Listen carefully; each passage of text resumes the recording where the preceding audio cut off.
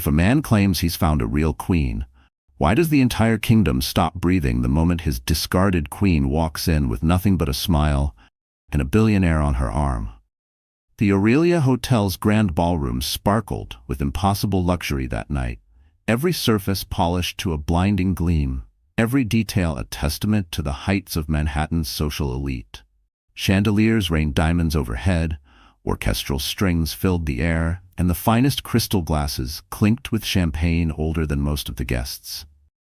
On this night, the Ashcroft Foundation's annual charity gala was supposed to be a celebration of hope and generosity, a place where the wealthy gathered to prove their humanity with oversized checks and grand speeches. But under the surface, something cruel and electric was unfolding. The drama nobody could look away from, not even if they tried. At the very center of this glittering storm stood Mark Ashcroft, 35 years old, the city's most celebrated tech prodigy, a man who turned code into gold and ambition into a multi-million-dollar empire before he was old enough to rent a car. He wore his custom tuxedo like armor, every detail chosen to remind people how far he'd come and how high he planned to climb. But tonight, it wasn't his success that had the city's attention. It was the woman on his arm. Veronica Vale was a vision in gold, her dress cut dangerously low, shimmering with every movement she made. A Cartier choker glittered at her throat. Her hair was a copper waterfall down her back. She wasn't shy, she basked in the stares, letting them wash over her, drinking in the envy, the whispered curiosity. It was the look of a woman who knew she'd won. And in a way, she had. Tonight, she was not only Mark Ashcroft's guest, she was his declaration. His upgrade. His public humiliation to the woman he once promised to love forever. The crowd, old money, new money, and those who only wished they had it, buzzed with whispers that twisted through the room like smoke. "That's not his wife," someone muttered behind a bejeweled hand.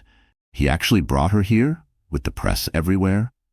The cameras swiveled, flashes stuttering as they caught every sly smile and lingering touch between Mark and Veronica. "Mark, you dog," joked a hedge fund manager, clapping Mark on the back as if this were all good fun. "Trading in for a queen, huh?" Mark grinned, the kind of grin that was meant to wound. "Not just a queen," he said loudly, making sure everyone nearby could hear. "If the royals saw Veronica, they'd be jealous. She's real royalty tonight." Veronica laughed, a sound as sharp as broken glass, and leaned closer, pressing her hand possessively to his chest. The photographers snapped away, loving every second.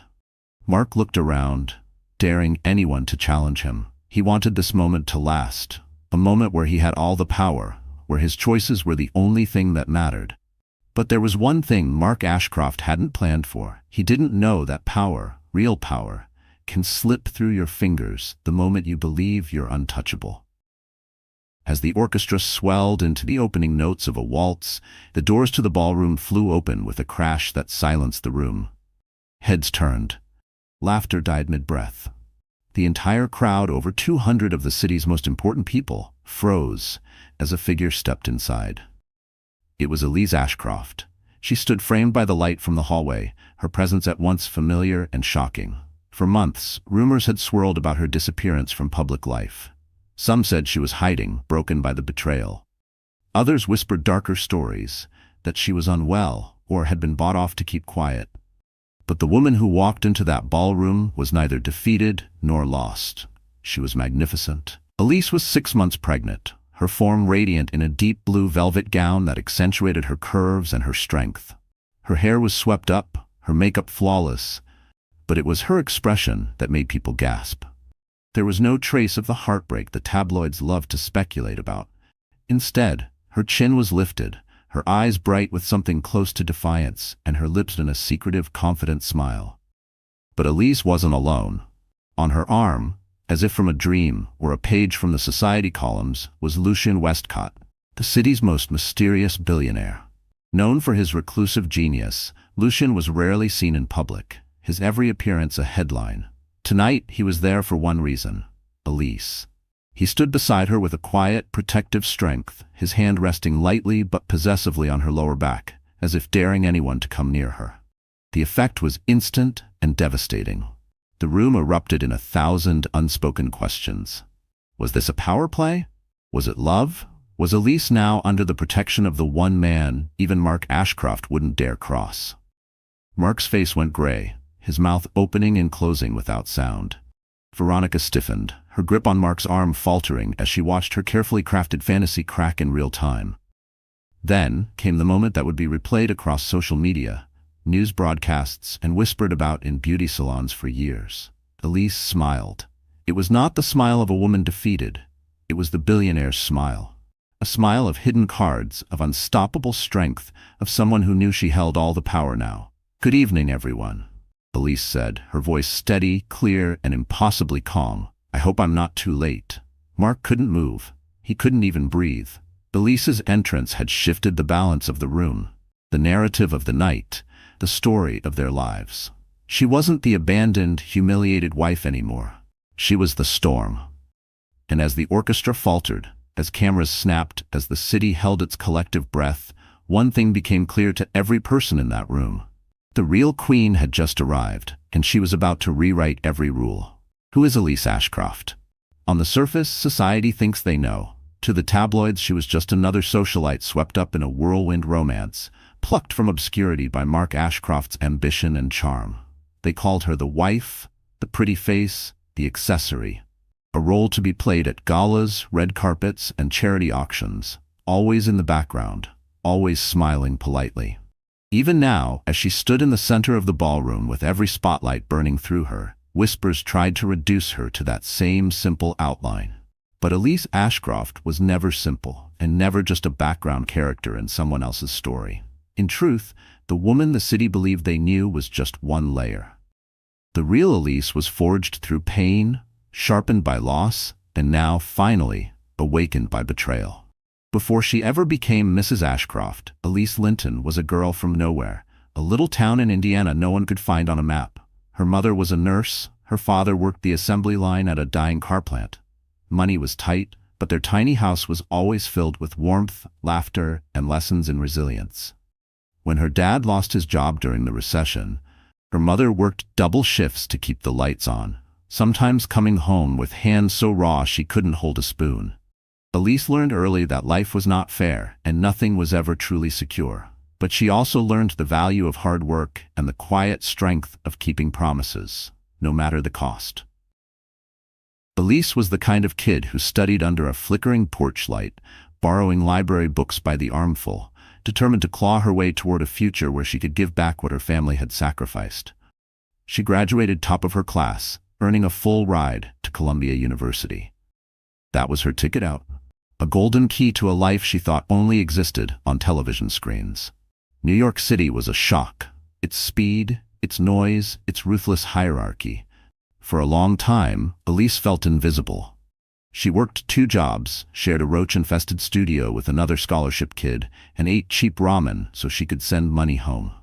While her classmates partied, she hustled, interning at nonprofits, tutoring high schoolers, showing up at every networking event with her only nice dress pressed and spotless. It was at a charity fundraiser, one she had organized herself, that she first met Mark Ashcroft.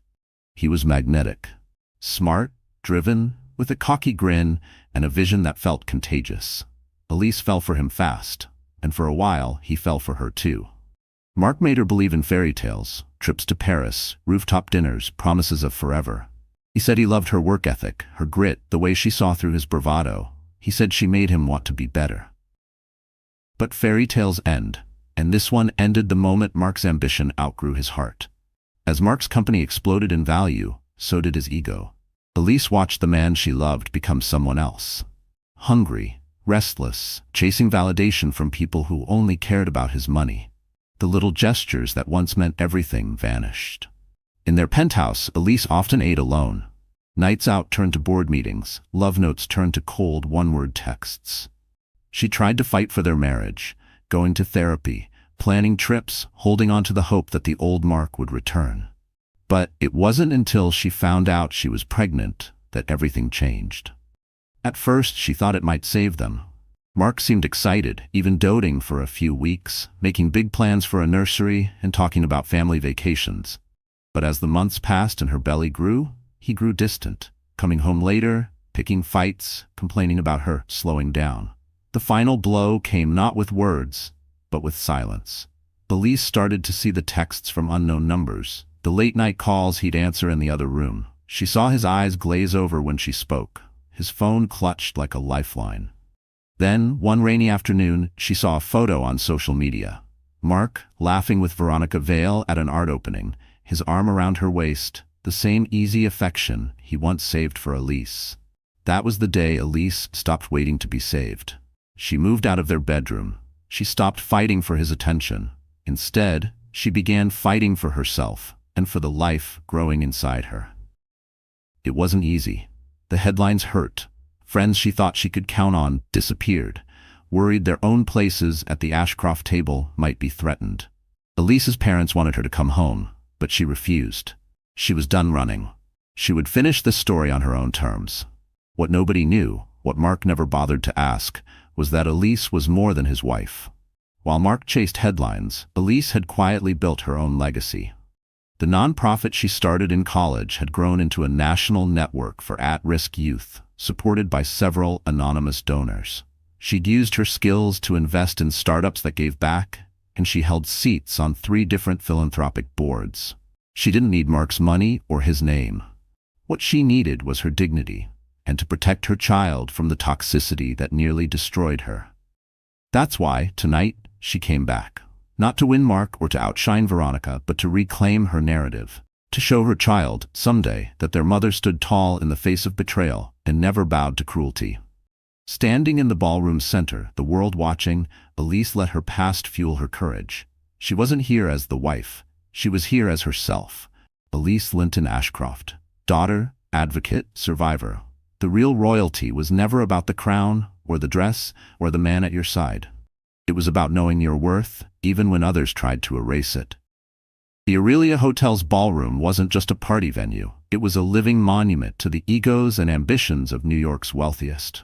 Tonight, its gilded walls held more than charity. Within them, fortunes were flaunted, secrets traded, and reputations quietly made or ruined. The annual Ashcroft Foundation Gala was less about philanthropy than it was about power. Who held it, who wanted it, and who could lose it all with a single misstep. The ceiling soared high overhead, draped in golden velvet and studded with crystal chandeliers that cast fractal rainbows over the sea of designer gowns and perfectly tailored tuxedos. Waiters, trained to be invisible, glided between marble-topped cocktail tables, balancing trays of caviar blinis and glasses of Dom Perignon. String quartets played modern pop songs disguised as classical, music to fill silence, but never drown out the deals and gossip that truly fueled the night. Everywhere Elise looked, she saw stories. There was the real estate mogul, dancing with the senator's wife, 2 families whose fortunes were locked in a silent, ruthless battle over riverfront land. In another corner, 3 rival CEOs gathered, their smiles too sharp, their laughs forced, every word a veiled threat. The city's wealthiest heiress, barely 22, swirled by in a couture gown, her arm candy twice her age, his own eyes darting over the crowd in search of richer prey. No one here was innocent. Every compliment was an audition. Every smile was a negotiation. Even the so-called charity part of the evening, the speeches, the oversized donation checks, was just window dressing, a way for the powerful to congratulate themselves and sharpen their claws for next year's battle. Only a handful of people truly cared about the causes, and Elise had learned the hard way that caring too much made you a target. But as she walked deeper into the ballroom, flanked by Lucian Westcott, she realized something had changed. It wasn't just that her ex-husband was parading his mistress for the world to see. It was the hunger in the air, the way the entire room leaned in, sensing the possibility of a scandal greater than any business deal. There was blood in the water, and these sharks could smell it. At the bar, a junior partner at Mark's company whispered to a tech blogger, "You know she used to be nobody, right? All that charity work, just for show." The blogger made a note, eyes glittering with the thrill of a potential headline. At the next table, a fashion influencer posted a photo of Elise, adding a catty caption, "When your ex shows up with real money and you're left holding your pride." None of them knew the truth. Not yet. Mark watched all of it, sweat beading at his brow despite the cold air conditioning. For years, he'd owned this room. His jokes were repeated the next day in boardrooms, His opinions echoed on cable news. Now, though, the spotlight wasn't his to command. The presence of Lucien Westcott changed everything. Rumor had it Lou's personal fortune dwarfed even Mark's. And unlike Mark, Lucien never needed to prove himself. He didn't chase headlines, he wrote the checks that controlled them. Elise could feel the pressure of 200 pairs of eyes as she and Lucien made their way toward the center of the ballroom. People parted before them, some with genuine respect, others with calculation, wondering what this alliance meant. Was Lucien here to invest in Mark's next startup, or to destroy it? Was Elise's baby really Mark's, or had something far more complicated taken root during their separation? As she passed Mark and Veronica, the tension was a living thing, so thick it nearly choked her. Veronica clung to Mark's arm, but her smile was fading, replaced by a tight, uncertain glance at Lucien.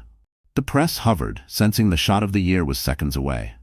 "Elise, darling," drawled the gala's hostess, society doyenne Marian Aldridge, sweeping over in a swirl of lilac silk. "You look radiant. We were all just saying how much we've missed you at these events." Her eyes flicked quickly to Elise's belly, then to Lucien's hand at her back. "And Mr. Westcott, what a coup for our little party." Lucien nodded, his face unreadable. "It's a beautiful event, Marian. Elise insisted I see it for myself. Well, we're lucky to have her, aren't we?" Marian's voice was just a bit too loud for the benefit of the crowd. "Some people," her gaze darted to Mark and Veronica, "forget that grace under pressure is the mark of true royalty." Mark's jaw twitched. Veronica looked away. As Marian moved on, Lucien leaned in, voice just for Elise. "You're doing well. They're more afraid of you than you know." Elise swallowed, her pulse racing. "I don't want them to be afraid. I just want them to see me." Lucien smiled softly. "They will." Across the room, Mark gripped his glass so hard his knuckles turned white.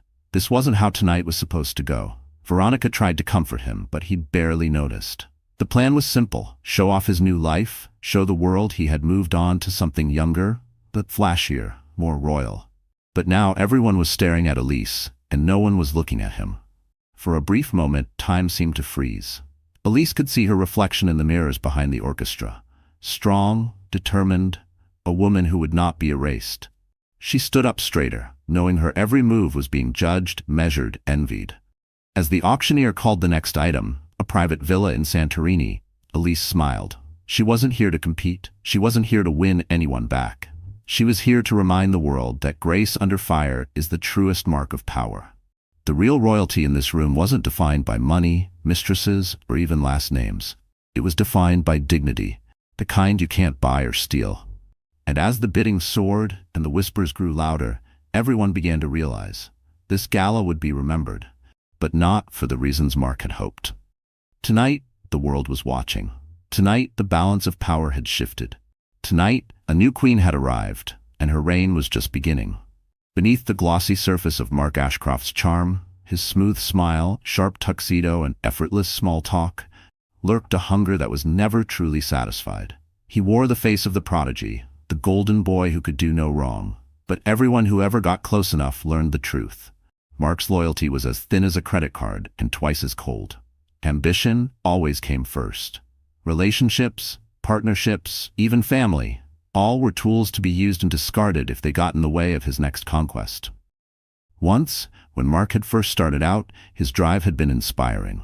He rose from nothing, surviving on ramen noodles and sleepless nights, believing his intelligence and vision could change the world.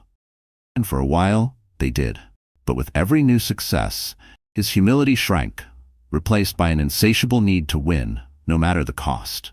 He stopped listening to advice. He stopped hearing no. Every new deal, every magazine cover, every expensive toy was proof that he was more than just a lucky kid from nowhere. When Mark married Elise, some called it a fairy tale. Others, more cynical, called it a calculation. Elise was beautiful, sure, but more importantly, she was good press. She softened his image. She made him look like the kind of man who valued love and community, not just profit and power. For a while, Mark played along, enjoying the perks of the perfect couple persona. But as the years rolled on, the act began to chafe. He saw Elise's empathy and generosity as weaknesses, not strengths. When she turned down fancy galas to visit soup kitchens or skipped exclusive parties for late-night board meetings with her nonprofit, he felt slighted. He wanted a wife who would smile for the cameras, not challenge his worldview or remind him of where he came from. Slowly, resentments grew. Every time Elise succeeded on her own, Mark felt threatened instead of proud. Enter Veronica Vale. Veronica was the antidote to everything Mark thought he disliked about Elise. Where Elise was subtle, Veronica was showy. Where Elise put others first, Veronica demanded to be first. She was bold, brash, and knew exactly how to make a man like Mark feel invincible. She didn't care about charity or appearances unless there was something in it for her. For Veronica, attention was currency, and scandal was merely the price of entry. She had spent most of her 20s hopping from one high roller to another, always upgrading, never looking back. She perfected the art of being exactly what each man wanted, for as long as it suited her. When she met Mark at an after-party for a tech launch, she saw potential, not just for luxury, but for infamy. She was tired of being someone's secret. With Mark, she wanted the spotlight. Their relationship was explosive from the start.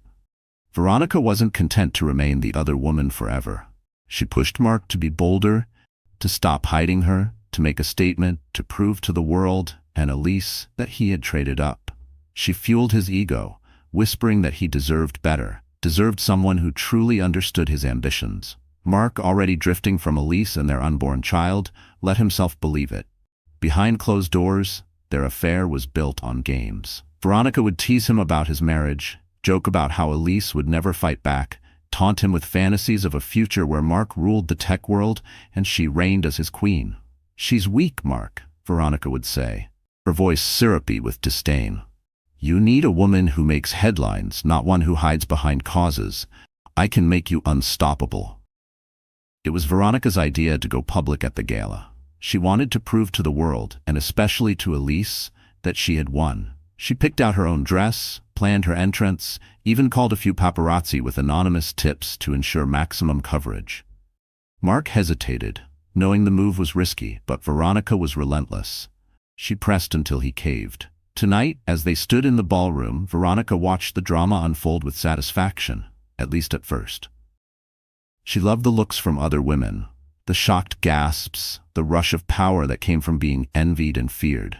But she also noticed how quickly the room changed when Elise walked in. Suddenly, Veronica wasn't the main event.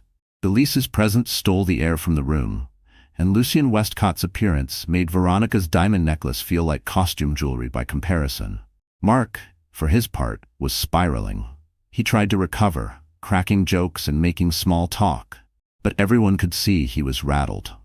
He blamed Elise for ruining his moment, never once considering his own choices had led him here. He turned on Veronica, snapping at her for little things, a misplaced drink, a smudged lipstick. His frustration growing as the night spun out of his control. Veronica, never one to accept being overshadowed, tried to claw her way back to the center. She whispered cruel remarks about Elise to anyone who would listen, implying that Elise had only landed Lucien as a rebound, that the pregnancy was a trap, that Elise was nothing without Mark's name. The more threatened she felt, the nastier her comments became. But for all their scheming, both Mark and Veronica were now trapped by their own arrogance. They believed public humiliation would destroy Elise. Instead, they found themselves exposed, petty, desperate, and shockingly outmatched. The real tragedy for Mark was that he couldn't see his own downfall coming.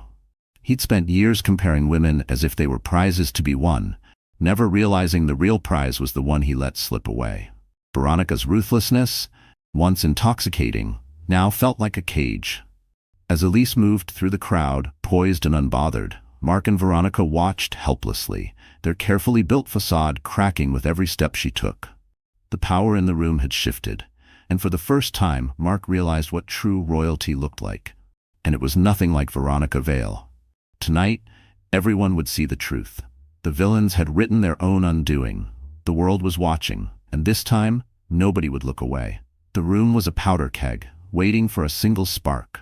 All night, the tension had built. Sideways glances, nervous laughter, conversations that faded mid-sentence as eyes darted toward the unspoken spectacle at the center of the ballroom. Everyone was waiting for the drama to break, for the moment that would become the stuff of whispered legend. That moment arrived during the night's most public ritual, the presentation of the Humanitarian Visionary Award. Mark Ashcroft's foundation sponsored the honor every year, always making sure his name was front and center.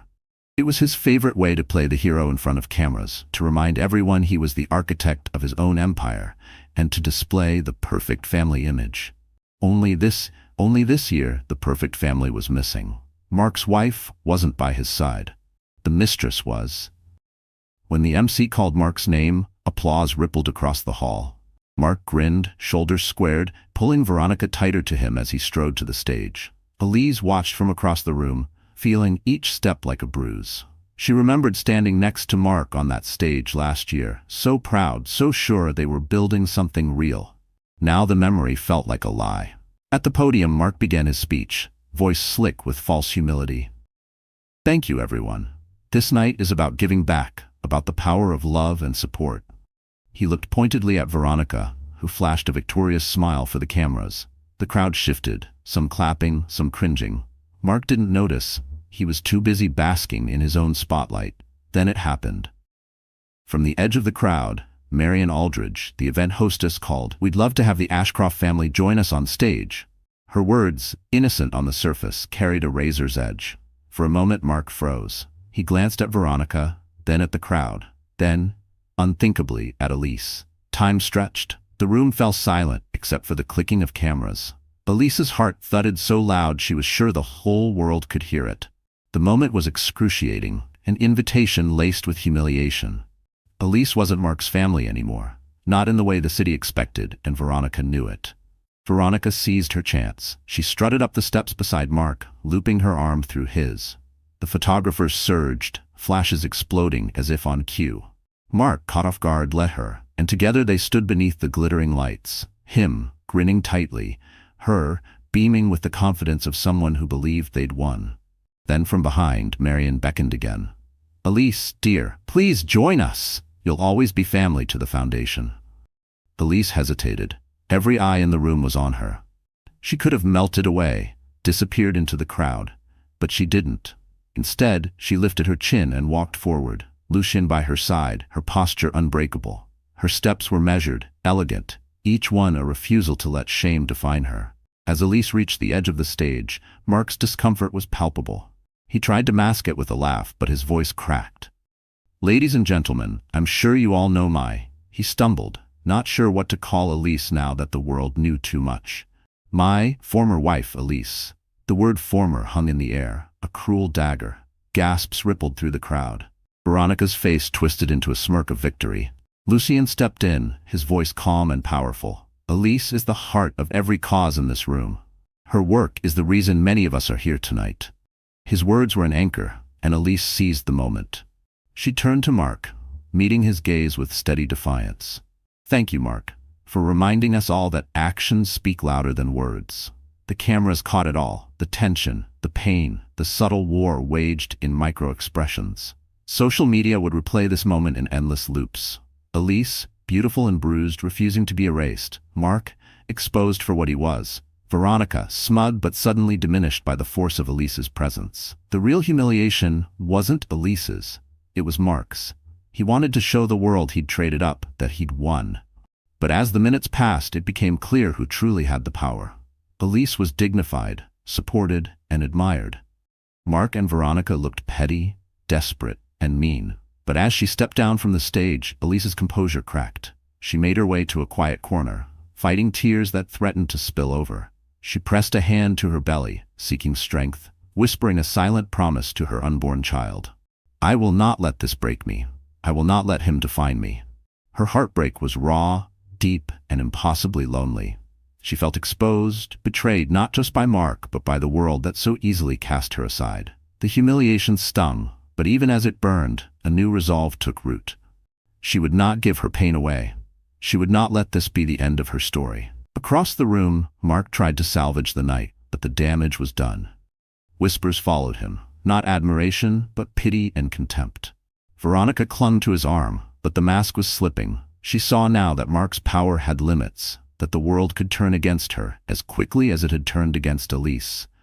For Elise, the walk from that stage back into the crowd was the longest she'd ever taken. Every step was heavy, but she refused to hide.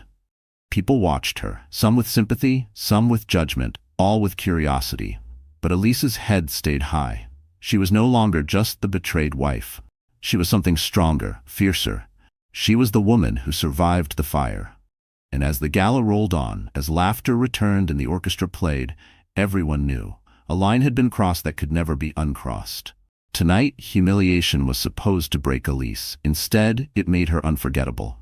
The ballroom lights faded into a blur as Elise walked away from the crowd, her ears ringing with the echoes of polite applause and the not-so-polite whispers that followed her every move. She made it as far as the quiet hallway behind the coat room before her composure faltered.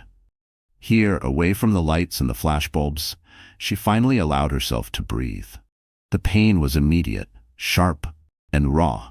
She pressed a trembling hand to her chest, as if she could hold her heart together by force of will. Her body shook, a wave of exhaustion threatening to drag her down to the polished marble floor.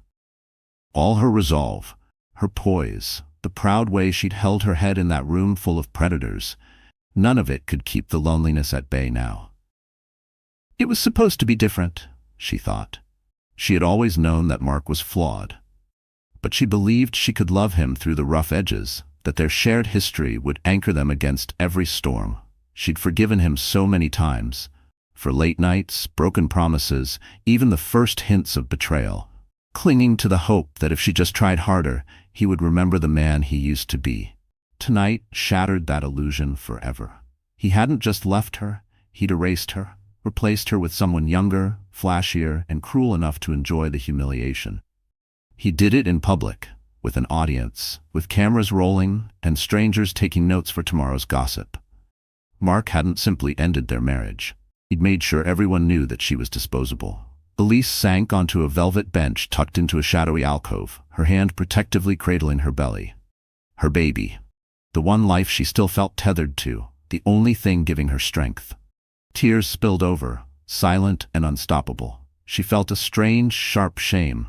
Not just for being betrayed, but for the ways she'd betrayed herself, shrinking to fit inside Mark's world, quieting her own dreams, giving up pieces of her soul for someone who never bothered to look back. "Are you okay?" The voice was gentle, hesitant. Lucien Westcott had found her, concern etched on his usually impassive face.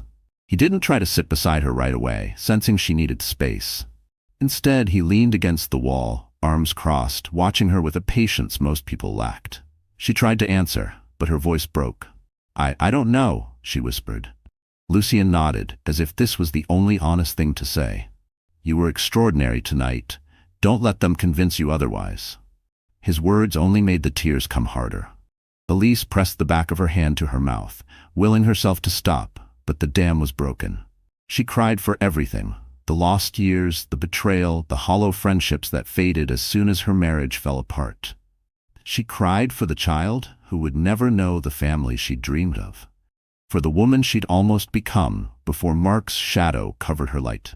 Lucien finally sat beside her, silent and steady. He didn't offer false comfort or empty promises. He simply existed beside her, a reminder that she wasn't truly alone. "It's not weakness to break down," he said softly. "It's just honesty. You endured more tonight than most people ever will." For a long time, neither of them spoke. Elise's tears slowed, her breaths coming in shaky hiccups. She wiped her eyes, suddenly embarrassed. "Everyone saw it, didn't they?" she said bitterly. "They all saw me get humiliated. I tried so hard to be strong. But, God, I feel like a fool." Lucien shook his head. "What they saw was a woman with more courage than anyone in that room. You stood your ground. You didn't run. That takes guts Mark and Veronica will never understand." The words comforted her more than she expected. But doubt lingered, sharp and insistent. "What if they're right?" Elise whispered. "What if I am just weak? What if I can't do this alone?" Lucien's eyes softened. "Then let yourself be weak for tonight. Tomorrow is a new day. You don't have to be the hero every moment." She wanted to believe him. She wanted to believe that she could rebuild, that she could be more than the sum of her heartbreak. But it felt impossible. She saw herself through Mark's eyes. Inconvenient, embarrassing, forgotten. Every cruel word, every cold shoulder echoed in her mind. What if she really was unlovable? What if all she'd built was just a mask, and underneath she was only a broken, abandoned wife? Her phone buzzed, a message from her mother. "Call me when you can. We love you. We're proud of you." Elise couldn't reply. Not yet. She was too raw, too exposed. Lucien finally broke the silence. "Elise, do you know why I came tonight?" She shook her head. "Because I believe in you," he said simply. "Not as Mark's wife, not as the woman people whisper about. I believe in you, Elise. You have power. You have dignity. Even on your worst night, you are more than they'll ever be." She didn't answer, but the words settled inside her like seeds. Maybe they'd grow in time. For now, she just needed to survive the night. When Lucien left her to collect herself, Elise sat alone for a while longer. She looked down at her belly, tears drying on her cheeks. She whispered a promise to her baby. "We'll get through this. I'll protect you. I'll find my strength again, even if I have to build it from scratch."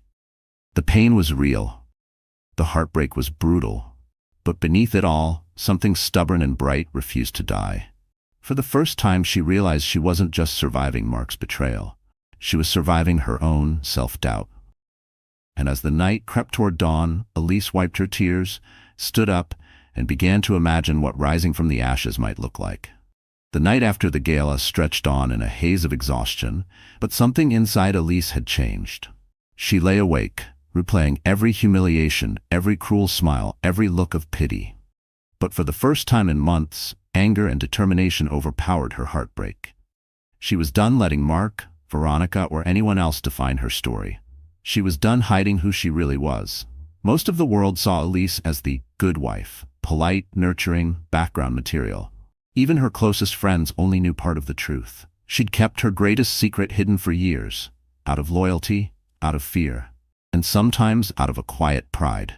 Mark never cared enough to ask about her work, her investments, or her network. To him, Elise's value ended with her last name and her ability to smile for the cameras. He'd never wondered how she funded her nonprofit's explosive growth, or why invitations to major tech conferences kept appearing in her mailbox long after she stopped being Mrs. Ashcroft, in any meaningful sense. But the truth was, Elise had built her own empire, quietly, meticulously, in the shadow of Mark's bluster.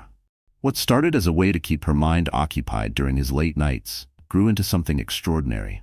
She took online business courses, taught herself about venture capital, and poured her inheritance, left by her grandmother, a quietly legendary investor, into a portfolio of startups and social enterprises. She backed female founders, tech innovators, and organizations that focused on real change, not just profit. Her holdings were vast, diversified, and, thanks to her determination, nearly invisible. She never needed Mark's money, never relied on his name. She had quietly become one of the most influential angel investors in New York without a single headline to her own name. Elise's power was subtle but unshakable, and tonight she was ready to step into it fully.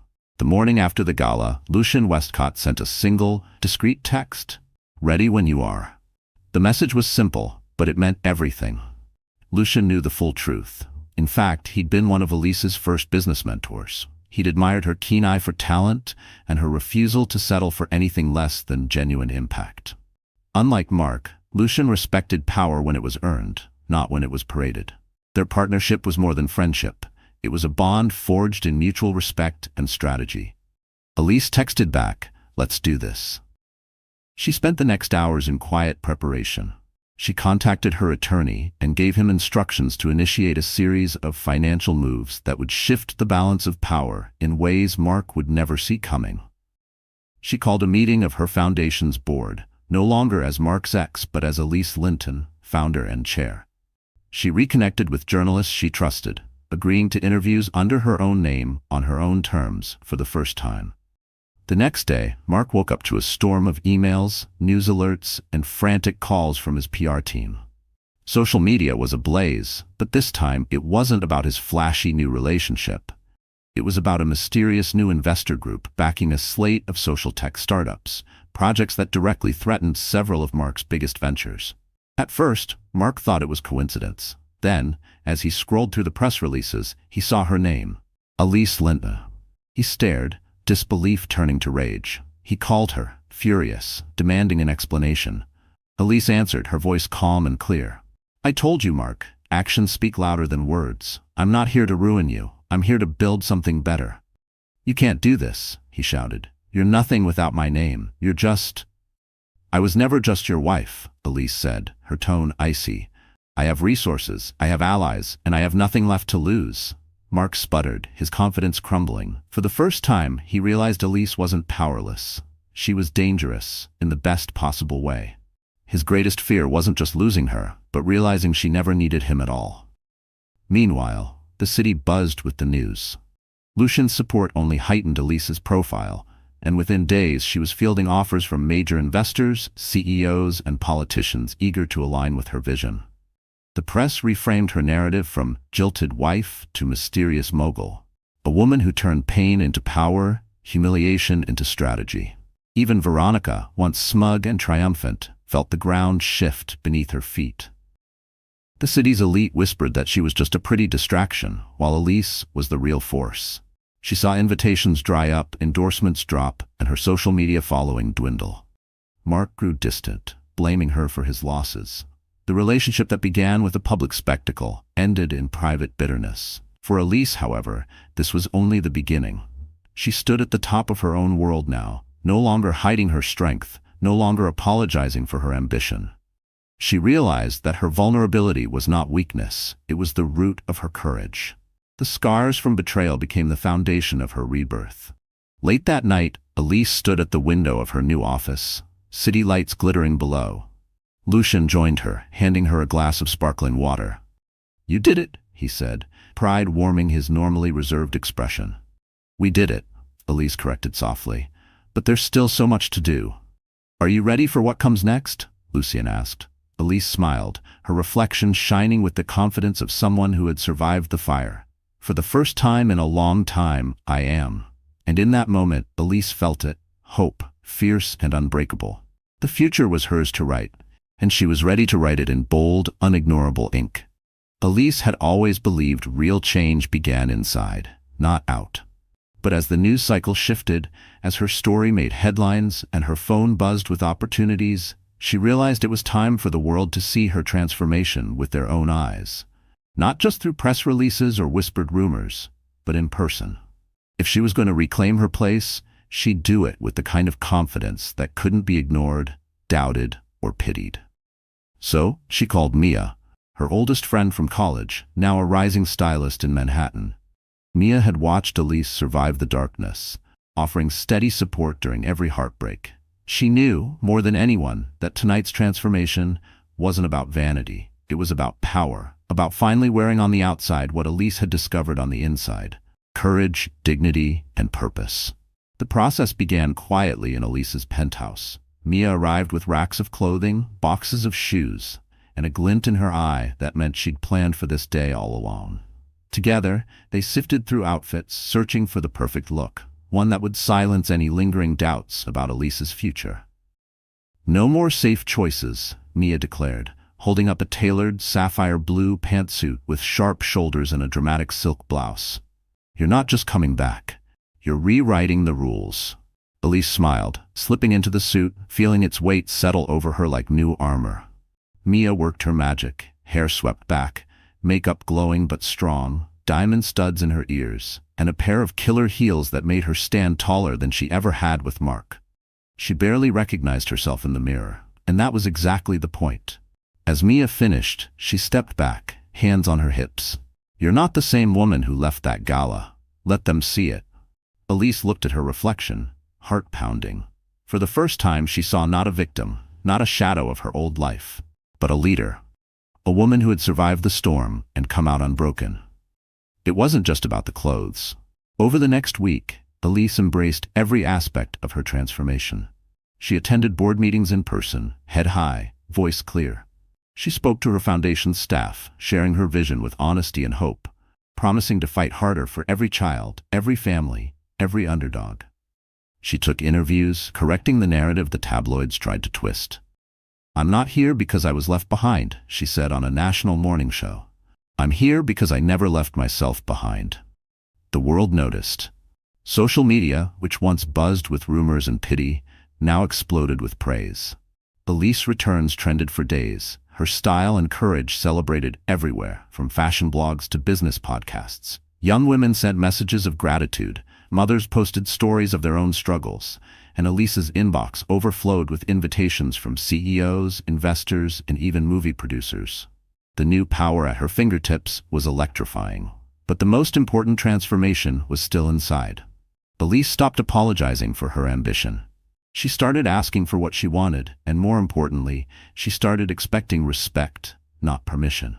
At the next major networking event, she walked in alone, her head high, her presence impossible to ignore. It didn't take long for the room to take notice. Conversations hushed as she entered, her name whispered in tones of awe, admiration, and even a little fear. She greeted allies and former enemies alike, shaking hands, exchanging cards, offering advice. When Mark and Veronica arrived, late, flustered, and unsure, they found themselves pushed to the sidelines. This was Elise's night, and everyone knew it. As the evening progressed, Lucian Westcott found her by the terrace. "You look powerful," he said simply. Elise grinned, not coy or shy, but bold. "That's because I am." They toasted to new beginnings, and Elise felt something shift. No longer haunted by old betrayals or insecurities, she was surrounded by people who believed in her vision, and more importantly, she believed in herself. Later, after the event, Mia joined her at a quiet cafe. "You know they're terrified of you now, right?" Mia teased, squeezing Elise's hand. "They should be," Elise replied with a mischievous smile. "I'm not here to play small." The two friends laughed, the sound genuine and free. For Elise, this was more than just a makeover. It was a declaration. She was done shrinking, done living in anyone's shadow, done letting fear dictate her story. Every scar, every heartbreak, every painful lesson had made her stronger, sharper, and more determined than ever. She realized then that true transformation wasn't about erasing the past. It was about owning it, learning from it, and building something better. She would always carry the pain of Mark's betrayal, but she no longer let it define her. Instead, she used it. Fuel for the empire she was building, inspiration for the young women watching her, and a reminder that survival could be beautiful. As she walked home that night beneath the city's lights, Elise felt unstoppable. She was a mother, a leader, and a force the world would never underestimate again. Her story wasn't just about surviving, it was about rising. And for the first time in her life, Elise truly believed the best was yet to come. The night of the Bright Futures Awards Gala arrived with more buzz and anticipation than any event of the season. The venue was bigger than before, an iconic glass-roofed pavilion sparkling with city lights. The guest list was tighter, the security stricter, and the stakes higher. It wasn't just a party, it was the showdown the city had been whispering about for weeks. Reporters lined the entrance, eager for a story. Mark, dressed in a new custom tuxedo, led Veronica through the flashbulbs, playing the power couple for the cameras. But beneath his bravado was a gnawing anxiety. For all his boasting, Mark knew tonight was different. His phone buzzed with warnings. Elise was coming, and she wouldn't be alone. Sponsors, investors, and even old friends were openly curious. Which Ashcroft would walk out of this gala with the city's loyalty, and which would leave in disgrace? Elise arrived late, but her timing was flawless. She stepped from a sleek black car, flanked by Lucian Westcott on one side and her foundation's board chair, a world-renowned activist on the other. But she didn't need an entourage to steal the spotlight. Her sapphire suit, striking makeup, and fearless smile made every head turn. And as she entered the pavilion, even the most jaded socialites could feel the air shift. Inside, the tension was electric. Mark tried to ignore the glances, but Veronica's nervousness was impossible to hide. Whispers swept the room as Elise made her way through the crowd. People who once dismissed her now rushed to shake her hand or snag a selfie. The old order was crumbling, and everyone could sense it. The evening's main event was a live charity auction, a signature of the Bright Futures Gala, always hosted by Mark. This year, however, the committee had insisted on a co-host. As the lights dimmed, Mark stepped onto the stage, forcing a smile. "Ladies and gentlemen, thank you for being here tonight," he began. "It's my honor to introduce my co-host and the visionary behind the Future Leaders Initiative, Elise Linton." A burst of applause greeted Elise as she joined him under the spotlights. Mark offered a handshake. Elise met it with steady composure, her eyes never leaving his. The symbolism wasn't lost on the crowd. Cameras flashed, journalists scribbled furiously, and even Lucien, watching from the VIP section, nodded in silent approval. "Thank you, Mark," Elise said, voice strong and clear. "Tonight isn't just about raising money. It's about owning our future, together. Let's remember, true leadership isn't about ego or legacy. It's about lifting others, especially when it's hardest to do." The audience erupted. The contrast between Mark's empty platitudes and Elise's authentic conviction was obvious to everyone. The auction began, but the real drama was yet to come. As Mark struggled to keep the audience engaged, Elise excelled, joking with donors, explaining the real-world impact of each bid, even coaxing a record donation from a famously stingy tech billionaire. Every interaction showed Elise's confidence and intelligence. The crowd adored her. Then, as the last item was bid on, a mentorship lunch with the Future Leaders Initiative's founder, Elise made her move. She took the mic, scanning the crowd until her gaze landed on Mark and Veronica. "I'd like to invite someone up here who believes in second chances," Elise announced. Her voice was even, but the edge was unmistakable. "Someone who taught me that sometimes, in losing what you thought you wanted most, you discover what you really needed all along." For a moment, Mark's face went white. Veronica squeezed his arm, hissing, "Don't you dare go up there." But the crowd, hungry for a scene, began to chant Mark's name. Backed into a corner, he stumbled onto the stage. Elise met him center stage. The cameras zoomed in tight. "Mark, you and I have shared a history," she began, her words clear and direct. "We've both made mistakes. I know I have. But tonight, I want to thank you." Mark blinked, unsure whether this was some trap or public absolution. "Thank me?" he stammered. "Yes," Elise said, "because you taught me that real power doesn't come from controlling a narrative or another person. It comes from believing in yourself, even when the world doubts you." She turned to the audience, her voice gaining force. "We all face betrayal, humiliation, and loss at some point. But it's what we do after, how we rise, how we rebuild, that truly defines us. No one gets to write your story but you." The crowd exploded in applause. Mark stood frozen, unable to reply, while Veronica slipped quietly away, face burning red. Elise held her ground a moment longer, letting the applause wash over her. She glanced at Mark one final time, not with bitterness, but with clarity. "You compared me to royalty," she said quietly, only for him. "But you never saw the crown I was already wearing." With that, she stepped forward, taking her place beside Lucien and her board chair. The press clamored for interviews. Sponsors pledged support. The tide had turned for good. Mark watched from the shadows as Elise was swarmed by admirers and reporters. For the first time, he understood. He hadn't lost Elise to Lucien, or to circumstance. He'd lost her to her own growth. The empire he built on arrogance and secrets was crumbling, while the woman he'd discarded now stood as a beacon for others. The reckoning was public and final. No amount of money, PR spin, or new romance could undo what the world had seen. Mark and Veronica exposed, Elise triumphant.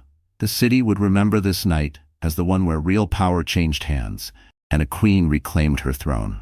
As the last echoes of applause faded, Elise found herself standing at the center of a world she had reshaped. The Bright Futures Gala had ended, but its impact was just beginning to ripple outward. The press clamor softened into respectful silence as Elise stepped back to the podium one final time. Every eye on her, not as a victim or a wife, but as a leader who had taken her pain and turned it into purpose. She paused, scanning the room, seeing not just powerful men and socialites, but also the young interns at the edge of the crowd, the women who'd come alone, the staff who watched with quiet pride. Elise saw herself in all of them, a little uncertain, a little hopeful, searching for a place to belong. Tonight, she belonged everywhere. "I know this night will be remembered for the spectacle," she began, her voice steady and warm. "Maybe some of you came here hoping for drama, or a scandal, or a headline that would last a week." A soft, knowing laugh rippled through the crowd. "But I hope you remember something else." She took a breath, glancing down at her rounded belly, her child's future echoing in her heart. "For years, I let other people decide my worth. I let their opinions, their judgments, even their betrayals, shape how I saw myself. I thought I had to be perfect, to never fail, to never make noise. When my marriage ended, when my heart broke in front of all of you, I thought it was the end of my story." She let the words settle. The silence was attentive, not empty. "But I learned something," Elise continued. "You cannot let anyone, not a husband, not a boss, not the world, decide your value. You decide. Every scar, every setback, every tear, and every sleepless night, they are not weaknesses. They are the steel that forges your crown." Her eyes found the women in the audience, the servers, the assistants, the overlooked daughters of powerful men. Some of you are fighting battles nobody sees. Maybe you've been underestimated, betrayed, pushed aside, or told you weren't enough. Maybe you've been made to feel small so someone else could feel big. I want you to know none of that defines you. Only you do. She glanced at Lucian, at Mia, at the board members and old friends who now stood with her, stronger than ever. Tonight is not about revenge. It's not about proving anyone wrong. It's about choosing yourself, every single day, no matter how hard it gets. You get to rewrite your story as many times as you need to. You get to be the hero, not the sidekick or the footnote. Elise's words reverberated, even to those who'd never known betrayal, but understood the pressure to be perfect, to never show cracks in the armor. We need to stop telling women they are weak for feeling, or for breaking down, or for having moments of doubt. You are not weak. You are human. And being human is the bravest thing you can be. The room filled with a hush that felt sacred. Even Mark and Veronica, now on the fringes, were forced to hear her, not as a target, but as a testament to their own limitations. For any woman listening, whether you're here in this room or watching online, know that your worth is not decided by who loves you or leaves you, not by what you lose, but by what you choose to build. I stand here tonight, not because I was never broken, but because I decided to put myself back together, stronger and wiser. She smiled, soft and sincere, a look that held no bitterness, only hope and conviction. To every woman who's ever been left behind, overlooked, or told to stay quiet, stand tall. Wear your scars with pride. There is nothing more powerful than a woman who refuses to give up on herself. That is real royalty. The applause grew, not polite or performative, but thunderous, carrying the weight of truth and the relief of shared experience. For once, this room of power brokers and society stars felt united by something deeper than money or status. Elise had given them more than a story. She'd given them permission to be brave. After the gala, women approached Elise with tearful hugs and whispered thank yous. Young men shook her hand, saying she'd inspired their mothers, their sisters, their daughters. Reporters quoted her message around the world. Overnight, her speech became a viral anthem, a rallying cry for anyone who'd ever felt small. Mark, standing in the shadows, realized that Elise had given him a gift he'd never given her: honesty, closure, and a path forward, if he chose to take it. Even Veronica, once so sure of her power, now looked humbled, perhaps realizing that true strength could not be stolen or borrowed. But the real legacy was not in headlines or hashtags. It was in the way Elise left the stage, with her head high, her back straight, and her future finally her own.